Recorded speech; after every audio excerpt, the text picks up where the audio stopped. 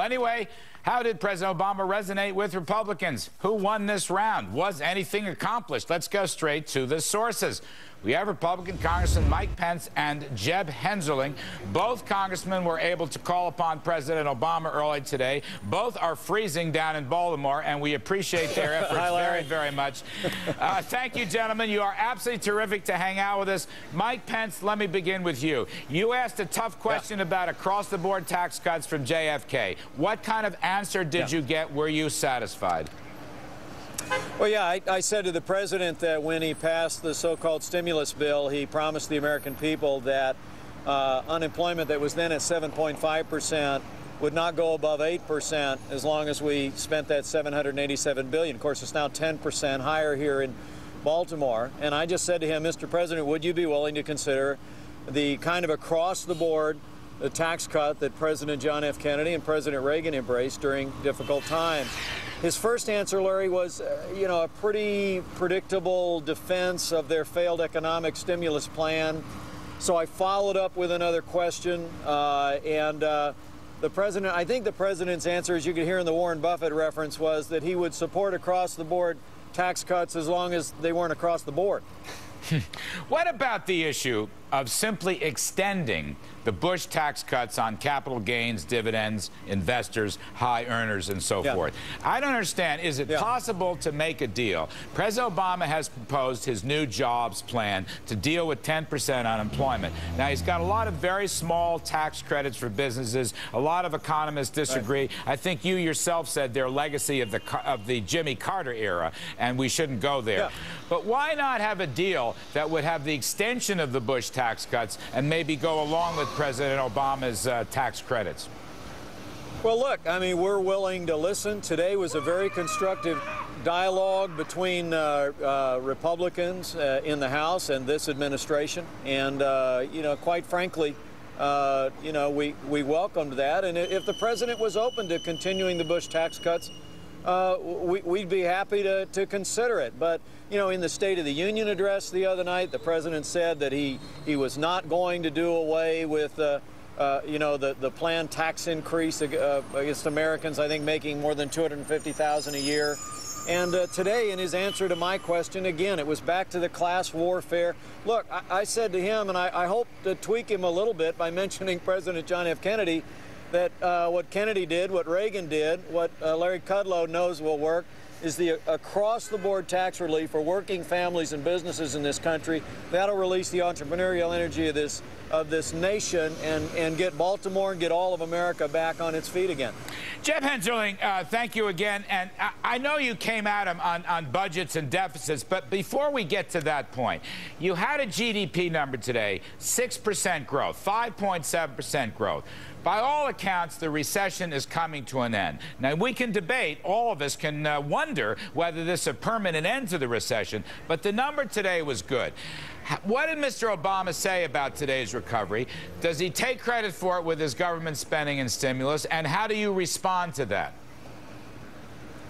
Well, one, Larry, no jobs, no recovery. I understand how economists will define a recovery in terms of the GDP. I would hope that with as much money as Washington has been sloshing around, I would hope you would get some GDP growth. I hope, though, that it's not at the expense of future GDP growth, and I still fear that what we've seen is a $1.2 trillion government stimulus plan that unfortunately still has us mired in double-digit unemployment. And my feeling is, Larry, that one of the big things that's preventing job growth, job creation, is the fear of how are we going to pay for all the debt? How are we paying for the deficits? Are we really going to buy into a $2 trillion nationalization of our health care plan? Are we going to have a $600 to $800 billion national energy tax? And so what the president really needs to do, if he wants to get this economy moving, is tell entrepreneurs and small businessmen that he's not going to punish them and they're not going to drown in a sea of debt. Jeb, specifically, did the issue of raising taxes on banks and the foreign earnings of corporations come up today? Because I think a lot of Wall Street is, ever since these bank taxes surfaced, The stock market has sold off about 6%. I don't think that's a coincidence, Jeb. And now you have from the State of the Union the tax on foreign corporate earnings, which many believe that's a tax on domestic profits as well. Did that come up at all today? Well, it did, Larry, and clearly, the American people, I think, ultimately will see through this. I mean, if you raise taxes on your bank, do you think they're really going to drop your interest rates? If you raise taxes on your bank, do you think they're really going to extend you a greater line of credit? I mean, in some respects, after the Massachusetts election, you would almost think the president's chief of staff, Rahm Emanuel, said, get the pollster on the line and find somebody more unpopular than our policies.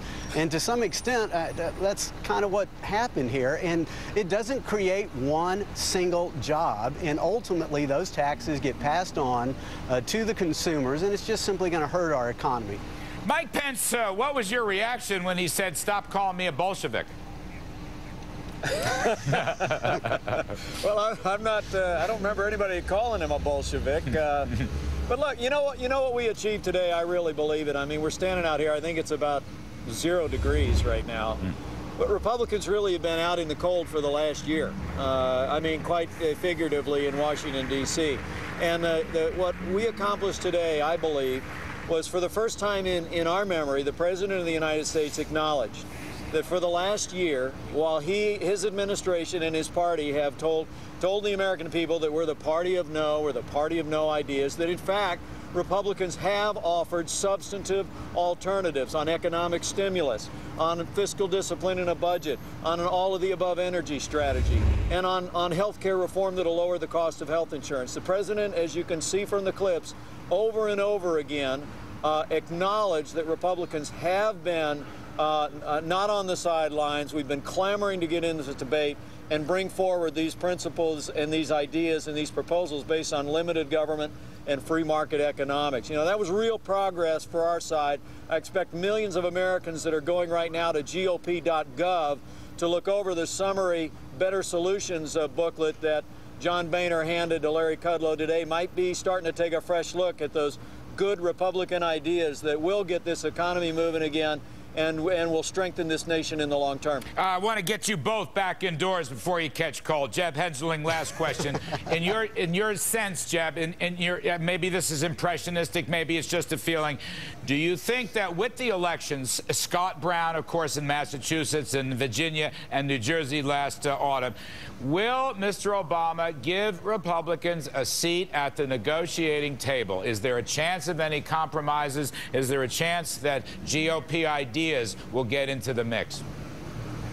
Oh, Larry, I don't know how to answer the question. The president does deserve credit for accepting our invitation to come and have this dialogue. At least today, the American people won in the sense they got more transparency in their government.